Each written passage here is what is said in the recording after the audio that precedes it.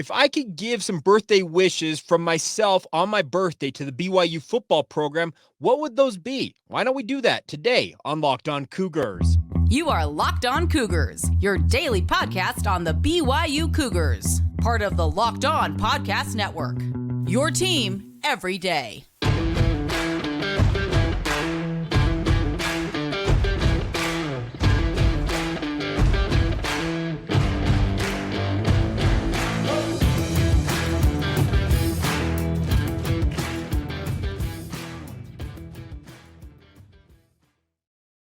What's up, everybody? I'm Jake Hatch, your host here on Locked On Cougars, your resident BYU insider. Thank you for making Locked On Cougars your first listen of the day. Appreciate all of you for being everydayers with us right here on the Locked On Podcast Network. By way of introduction, this is your original daily podcast focused on all things BYU sports. And today's show is brought to you by our friends over at LinkedIn. Of course, every new potential hire for your small business can feel like a high-stakes wager. That's why LinkedIn Jobs help you find the right people for your team faster. And more importantly, they're doing it for free. Post your job for free at linkedin.com/lockedoncollege today. Terms and conditions apply. All right, let's dive right in on today's show. And it is my birthday today. I am 37 years old today. It's crazy to consider that because I remember thinking vividly when I was 17 years old that if I ever made it to 35, I would be quote unquote old.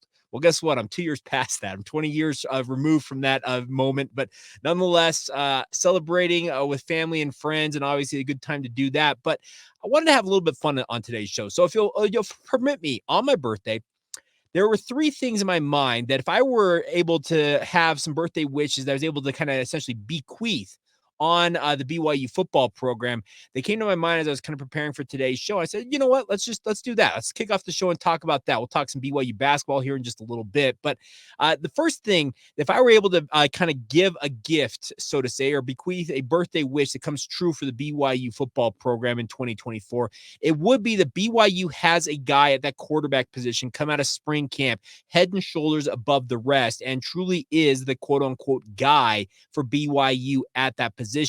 Is that ultimately going to come to fruition? Only time will tell. But if I were able to do that, it would be Gerry Bohanon. It would be Jake Retzlaff. It would be, I don't know, Noah Lugo. It would be Ryder Burton. One of those guys, and there, trust me, there's feels like 4 or 5 other guys on that depth chart for BYU at quarterback. But one of them, in my perfect world, would go out during spring camp, seize the bull by the horns, and establish themselves as firmly the number one option for BYU at quarterback. The top 2 candidates for that, if that were to play out in my mind, are Jake Retzlaff or Gerry Bohanon. The biggest question mark for both of them is, can they overcome their own deficiencies?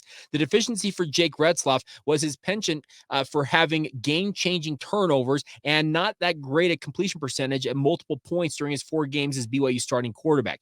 Can he become the more established, steady hand the BYU needs at their quarterback position? He has flashed very, very nice potential as a quarterback for BYU during his time as a Cougar so far. Can he harness that? Can he make that the status quo versus, as I mentioned, some of those issues that really are game changers that hurt BYU? When it comes to Gerry Bohanon, the thing that he needs to prove is, A, his shoulder is 100% healthy and he can still sling the rock all over the field. If he can do that, there's no reason that Gerry Bohanon can't firmly entrench himself in the mix for BYU at quarterback. But it's a massive question mark because he has not taken a snap in a game in well over 18 months. And by the time they take the field this fall, it'll nearly be 2 years removed from him last taking a snap at USF. It'd be October. He was injured in October of 2021, 2022, excuse me. And it would have been September of 2024, I guess technically late August, when he finally takes the field once again for the BYU football program. So it has been a hot minute since we have seen Gerry Bohanon under center in a real-life college football game, and that's a massive question mark. So my first birthday wish, if I'm able to have it come true, will be for BYU to get one of those guys to step up and be the guy for the Cougars at quarterback. Number 2, I want to see BYU continue to invest in this football program, and I want to see them invest at a faster rate. Now, this is pie in the sky stuff, and trust me, I get blowback every time I mention stuff like this, but here's the deal. BYU has invested in their football program to a great degree, but they have still a long ways to go if they want to get into the same stratosphere, it feels like, as some of their other compatriots, even inside the Big 12. What do I mean by that? Well, it's good to have BYU finally have a full complement of 5 strength and conditioning coaches for the first time in their football history. The NCAA has allowed that for years now, and BYU essentially made do with 2, maybe 3 guys at the very most for most of that time, even though they were permitted to have up to 5. You know what big boy programs had? They had the max of 5 guys there, and they had the top of the line, if they could afford them, to come in and be those coaches for BYU. So while I celebrate the fact that BYU is investing at a good rate, I want to see them invest at a higher rate. The biggest thing that will continue to irk me is the fact that BYU insists on continuing to believe in their recruiting department. They can get by with 2 or 3 full-time staffers, whereas other G5 programs, one just up the road in Logan, Utah, has got double and triple that in full-time staffers who deal strictly with recruiting. Maybe that's going to come. Maybe they'll shut me up one day and they'll say, you know what, we've invested in our recruiting department. We've got X number of new staffers coming online, and we're going to really step out and get after it on the recruiting trail. We all know that the lifeblood and the success of any college football program is getting top-tier talent into your football program. Well, how do you do that? Obviously, the coaches have to go out on the road and sell the school to these young men. But the biggest thing is the identification part is lacking at times for BYU. And at times, things will fall by the wayside because they don't have enough bodies there to keep track of everybody, make sure everybody's feeling good about how BYU feels about them, just in terms of communication between the university and these prospective student athletes. So it'd be awesome. It'd be awesome to see BYU invest in that. And I hope that comes. I'm expecting BYU, as they continue to garner more and more money from this Big 12 contract, you'll see that investment come in. But I believe BYU could invest more right now, and they should. Now, the third thing for me for this football program is I want to see BYU get back to doing what they did in 2021, even back to 2020 and 2022. And what do I mean by that? That's my third birthday wish. I want to see BYU get back to playing the type of football they were playing during those seasons. And that is having a very solid offensive line that is making life miserable for opposing defenses. I want to see a quarterback who's slinging the rock all over the field, but also offering the opportunity for BYU to have a true dual threat quarterback. And I just want to get back, see BYU back to playing football as if it's fun. That's one thing I thought was an element that was lost for BYU in 2022, or excuse me, 2023, excuse me, this past season. All these years get off. Ever since the pandemic, my years have been all off. But nonetheless, in 2023, it felt like BYU was kind of just, it was a grind. It's probably the best terminology I can use for how it felt like BYU was operating with their football program. It felt like guys weren't having fun, and they were just struggling through it. They were kind of gritting their teeth and bearing it and just getting through and doing what they had to do. Remember back 2020, those teams are playing fast and loose. And the other thing about it is 2021 and 2022 with Jaron Hall. Yeah, there were moments of tense and really kind of hands around the throat type feelings for the football program. But when they were at their best, BYU felt like they were back to that, like I said, that fun, free-flowing style of football. 2023, in my mind, thinking back on everything that I covered during that season, and any of you have listened to this podcast for any length of time know how in depth I go when it comes to the football season. I don't recall really many moments of the 2023 season where it felt like it was free and fun flowing and guys were just doing their thing. Maybe I'm misremembering, but it's just that I want to see them get back to playing and having fun with football. It's a game, folks. It's a sport that's supposed to be fun. These are young men who've dedicated their lives to honing their craft and becoming the best football players they can be. I want to see them get back to having more fun in 2024. And that may be a bridge too far to ask that, because it really is something that each individual person and player inside that football program has to put upon themselves. But that's my simple wish. My wish is, I guess, I on my birthday, 37 years, crazy. But nonetheless, thank you in advance for all the birthday wishes. A number of you reached out over the weekend. And I appreciate, truthfully, all of your guys' support of this podcast. But those are a couple of things I had in mind for the BYU football program. And I think that they would be things that would help BYU get back to being what we wanted them to be, what we want them to be in 2024. And that is a team that plays kind of fast, loose, and has some fun with it. They have a quarterback that really is getting after it. And also they have the investment adequate to match up with their Big 12 compatriots. So we'll see. Like, do I expect all those things to come true? No, but I can wish that, right? That's the point of having a birthday. You have your birthday wishes, and you can spend them however you will. All right, coming up here in just a minute, let's flip over and talk some BYU basketball. You want to talk about some good times. They had some good times back there in Morgantown, West Virginia. We will talk about what happened for the Cougars now as they get ready to take on Oklahoma on a big game tomorrow. It's going to be an interesting one because Oklahoma has been up and down similar to BYU of late. We'll talk about all that as we continue on right here on Locked On Cougars. Today's show is brought to you by our friends over at LinkedIn. Of course, all of us want to be better when it comes to our hiring processes, no matter what type of business you're in. You want to find quality professionals, that are right for the job. That's why you need to check out LinkedIn Jobs. It has the tools to help you find the right professionals for your team faster and for free. LinkedIn is not just another job board out there, everybody. LinkedIn has a vast network of more than 8 billion professionals, which makes it the best place to hire. It gives you access to professionals you can't find anywhere else. Does all of that while making the process easy and, more importantly, intuitive. Hiring is easy when you have that many quality candidates available to you guys at all times. So easy that, in fact, 86% of small businesses get a qualified candidate within 24 hours of posting their job on LinkedIn Jobs. LinkedIn Jobs knows that small businesses are wearing many, many hats, might not have the adequate time or resources to hire. They're constantly finding new ways to make the process as simple and easy as possible. They have just launched a new feature that helps you write job descriptions, making the process even easier and quicker as always. 2.5 million small businesses are using LinkedIn for hiring, so you guys should as well. Post your job for free at linkedin.com/lockedoncollege. That's linkedin.com/lockedoncollege to post your job for free. Terms and conditions apply. Today's show is also brought to you by our friends over at Utah Community Credit Union. Learn and earn. The UCCU mobile banking app is paying your entire family to learn about money. Kids obviously want to learn more about money as they get older. All of us as adults may not have the adequate answers to answer those questions. That's where Learn and Earn steps into the void. They answer all those questions and help break down financial topics into fun, bite-sized educational games like quizzes and trivia. Every time a family member completes a topic, they can earn points that accrue and can redeem for gift cards to many, many retailers like Amazon, Apple, Sephora, Walmart, Nike, and many, many more. There's age-appropriate content for every member of the family. All can compete against one another and track your progress on leaderboards. And more importantly, Learn and Earn is inside the UCC mobile banking app, so you can play it literally anytime, anywhere. And of course, the more you learn, the more you earn. Learn and Earn, part of UCCU's award-winning Be Money Smart Youth Banking program, helping kids, teens, and parents have fun while becoming more financially literate together. It's all courtesy of your friends over at UCCU. Love where you bank. Thank you once again for making Locked On Cougars your first listen of the day. Appreciate all of you for checking it out. Another birthday wish, if you've not done so already. I've got an endeavor here. I'm trying to get up to 1,000 subscribers on a new podcast I'm hoping to launch in April if everything goes according to plan.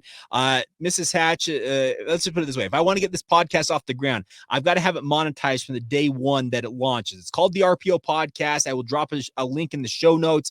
Whether you listen to this or watching it, go subscribe there. I appreciate all of you who have already done it. I've got nearly 5,000 subscribers alone on YouTube here on Locked On Cougars. Got thousands more of you who listen to this every day, whether it's via Apple Podcasts, Spotify, the myriad of different podcast providers out there. And I truly do appreciate all y'all's support. But if you guys could go over to YouTube, even if you're listening to this in the audio format, subscribe to the RPO Pod on YouTube, and I can prove that, hey, it's a viable product to Mrs. Hatch. Maybe, just maybe, we'll have another podcast for you guys with yours truly hosting things. And what it is, the RPO Podcast will be a college football-centric show. So, and the idea of it is 10 to 15 minutes in, out, hit the big stories, and get on with your day. It's not going to bloviate on with major news and spend hour upon hour. No, it's just going to be in, out, get you the facts, get you some opinion on it, and on we go. So please consider doing that. All right, so BYU basketball, on another note, got a huge win on the road on Saturday. And I say huge win in relative terms because West Virginia, who BYU beat in this game, they're under 500. So you can't necessarily say that it was one of those games that you're like, oh, wow. But the thing about this is BYU did something that Kansas, Cincinnati, and even Texas haven't done in recent weeks, and that is win in Morgantown, West Virginia. Think about that. BYU went to a place that the top 3 ranked Kansas squad hasn't been able to win at. This is an impressive win for BYU, considering how good West Virginia have been playing of late. Yes, they have been up and down, but similar to BYU, they have found ways to win games. That's kind of the topsy-turvy nature of this Big 12 conference right now, is seemingly every night these teams get together, there are crazy crazy outcomes. I think Greg Wrubell tweeted it out on Saturday night that 5 of the 7 teams that were favorites, outright favorites, according to the betting lines, lost on Saturday, if I recall correctly. Crazy stuff. BYU was not one of them. They get the W, 86-73 over the West Virginia Mountaineers. 16-5 now for BYU, expecting to talk tomorrow about them moving up in the national rankings ahead of their matchup against Oklahoma that we'll break down more in detail tomorrow. Also, we will play part 2 of my conversation with Jackson Robinson about his growing up in Oklahoma on tomorrow's podcast as well. So stay tuned for all of that. But the bigger point to be made here is the BYU got major contributions from 2 guys that you needed to come up big in this game. And obviously those guys are Foussenyi, Traore, and Dallin Hall. Now, Ali Khalifa did not make the trip to Morgantown. It's TBD if he will make the flight on his own out to Oklahoma to play tomorrow night. Sounds like, according to Mark Pope, it's both injury in terms of his knee, etc., and also he was under the weather. BYU's had a flu/cold bug that's been running rampant through this basketball program. You may have heard that Noah Waterman came up very, very ill on Saturday morning. He gutted out 17 minutes in this game, only took 1 shot, and I don't blame him one bit because he looked very, very ill. He ended up with 0 points in this game, but he gutted it out for his guys because BYU was at a size disparity without Ali Khalifa in the lineup. The nice part was Foussenyi Traore getting the start for BYU at the 5 really had his finest performance of the season. Season high 24 points, adds 9 rebounds, 3 assists. More importantly, just 1 turnover. BYU's a team, 8 turnovers in this game. If BYU has, what am I trying to say? They have less than 10 turnovers in a game. I'm counting BYU in every single game the rest of the way if they can have less than 10 turnovers in a game. They end up with 8 in this game. The most turnovers were Atiki Atiki, and they only played 8 men in this game for BYU. So it's a really short bench, really tight rotation for BYU. But the nice part is the Cougars shot the ball well, 48.5% from the field, adequately from 3-point distance, 36.1%. They made 13 of the 36 attempts from beyond the arc, and free throw shooting still left a little bit to be desired with just 9 of 14 makes from the charity stripe. But the BYU defense also came up big in this game, especially considering how tight the rotation was. This is a basketball program, as any of you have watched, has been playing as many as 9 and 10 guys routinely in this rotation, keeping guys as fresh as possible. Well, that was just not the case against West Virginia. Foussenyi went 31 minutes, Dallin Hall 35 to lead all BYU players. Jackson Robinson went 34 of his own, and Spencer Johnson 32. They needed every minute those guys were on the court to get this W. The nice part is BYU got it done on both ends of the court, playing well on offense, but more importantly, their defense traveled with them in this game, and that gets them back to 500 in the conference. They're 4-4 now, sitting in 7th place in the conference right now. You're right in the thick of things. And tomorrow will mark officially the halfway point of the Big 12 schedule for BYU. We'll probably talk a little bit more on Wednesday about kind of the thought is, okay, that's the first half of conference play. Where do things stand for BYU? Are they sub 500 at 4-5? Are they 5-4? We'll dig into that more on Wednesday's podcast. But the nice part was this was a win that BYU needed to put in their back pocket because this is a team that you're supposed to beat. West Virginia, like I mentioned, they're not going to be world beaters. They're very much a team that's going to finish towards the bottom of the Big 12 standings. They have withstood a bunch of upheaval with that football program, the basketball program, with Bob Huggins obviously being fired in the offseason and having a number of guys out due to injury for most of the season, as well as some transfer eligibility issues. But the biggest thing that for BYU was they went on the road and they just took care of their business. That's the fun part for this BYU basketball program is they just went out and did their thing. Foos goes off 24-9. Dallin Hall just 1 turnover against 12 assists. Who does he think he is? Ali Khalifa? It was awesome to see Dallin doing his thing. And the fun part is when a guy like Dallin Hall is doing as well as he was doing in this game, you can tell that confidence just skyrockets for this basketball program. Yes, there is still a major concern that when he is off the court, BYU just does not have an adequate distributor or a point guard to run the offense. And with Ali Khalifa also not available, where he kind of is that point forward and point center for BYU when Dallin's off the court for spurts, it's a major concern, but they got through it in this game. It's going to be tougher against other opposition because the Oklahoma game in particular, that's not an easy game by any means for BYU as they head in to Norman tomorrow. But the thing is, BYU can take confidence knowing that they can hang with everybody in this league. This is a team, speaking of BYU, really in conference play, what game has BYU not been in? They haven't. That's the thing about this. They're 8 games deep. Yes, they're 4-4. And yes, they've had their issues grinding out some of the results that you would have liked to have had for this BYU basketball program. But they continue to hang tough in every one of these games, proving that this is a basketball program that is not going to be counted out of any game. Now, it's a big game tomorrow, nationally ranked Oklahoma, BYU, 6 o'clock. It's a big opportunity for BYU, but they should go into this game thinking, you know what? They're no different than anybody else we've played so far. We've played Houston. We hung tough with them. We've played Texas Tech and had a double-digit lead at halftime and saw it fritter away. We beat Iowa State at home. Like this is a BYU team that they can have the confidence knowing they can go to any venue in this conference and they can play the style of basketball that they hope to play because they did it against West Virginia. And yes, West Virginia is a bottom half of the conference team, but that's a West Virginia team that, once again, let me remind you, they beat Texas, they beat Kansas, they beat Cincinnati. They have beaten some very good teams of late, and BYU went in there and handled them fairly easily, it felt like, all things considered. So this is a good BYU basketball team. Let's not worry about them not living up to expectations. They are all but certainly going to the postseason. They are all but certainly going into the NCAA tournament. And there's a very decent opportunity, considering that Salt Lake City is one of the first 2-round hosts this year, that if BYU handles their business down the stretch here, they got 10 games to go. If they finish above 500 in those final 10 games, there's a very good chance BYU is a top 5-ish seed. And if they are that, there's a pretty darn good chance BYU's opening the NCAA tournament at home, essentially 40 miles north at what is now Delta Center in Salt Lake City. How cool would that be? They know what's out there for them. Speaking of this basketball program, now they got to go out and do the darn thing and win the basketball games that are put in front of them. It starts tomorrow against Oklahoma. Then you have Kansas State and UCF in back-to-back home games. Then you're at Oklahoma State. Then you're home to Baylor. You're at Kansas State and Kansas in back-to-back.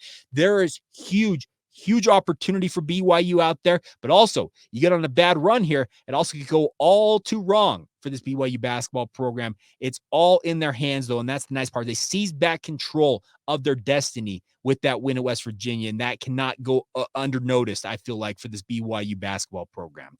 I should also say apologies for not having a postcast edition on Saturday. I was feeling under the weather. I've got kids that are sick at home. That kind of explains probably my lousy appearance on today's show. Got the hat and a sweatshirt look, but nonetheless, thank you for bearing with me, but I think let me reiterate, it's a big win for BYU, and like I said, it gets them back on the right track, and that should be something that should be celebrated for this BYU basketball program. All right, we will finish out today's edition of the show by talking about two guys that are homegrown as homegrown can be from the state of Utah, and they're going to be living their dreams, running with the Stars and Stripes in Paris, France this summer. We're talking about two guys who made their Olympic dreams come true, coming up next right here on Locked On Cougars. Today's show is brought to you by our friends over at FanDuel. Happy Super Bowl week to all y'all. And if you guys are like me, you're going to be having fun this weekend on Sunday when the Super Bowl gets going on. And obviously, it's a big thank you to FanDuel and America's #1 sports book for allowing us to celebrate in part like we are. If you're like me, Super Bowl Sunday is all about finding the right spot on the couch, getting some grub, and then enjoying the game. I'm there for the game. I'm the person that the halftime show is great. Usher will be fantastic. The commercials are one thing.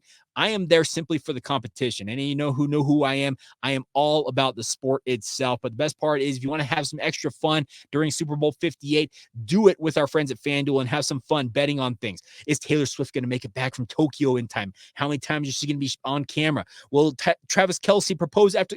There's a myriad of those prop bets, but the best part is you also can bet on a number of other things involved with the actual game itself, which, like I said, I'm interested in. Money line, who's going to win the game? The San Francisco 49ers are going to win. I'm going to tell you right now, that's who I'm betting on because they are my team. But also you can do spreads, other player props in game. You also can do things like the over under on the national anthem. There are so many options. It's all available to you from our friends over at FanDuel. So new customers join today. You'll get $200 in bonus bets if your first bet of $5 or more wins. Simply put, $200 if your first bet of $5 or more wins from our friends at FanDuel. Get started today. Join FanDuel.com/locked-on to sign up today. That's FanDuel.com/locked-on to get started today with our friends at FanDuel. Make every moment more with our friends at FanDuel, an official sportsbook partner of the NFL. Thank you once again for making Locked On Cougars your first listen of the day. I want to remind you guys that Locked On has launched the first ever national sports 24/7 streaming channel on YouTube. Locked On Sports Today is here for you 24/7, covering the top sports stories of the day with local experts of Locked On, plus our national shows covering every league. Go to Locked On Sports Today on YouTube and subscribe to the first ever national sports 24/7 streaming channel right now. All right.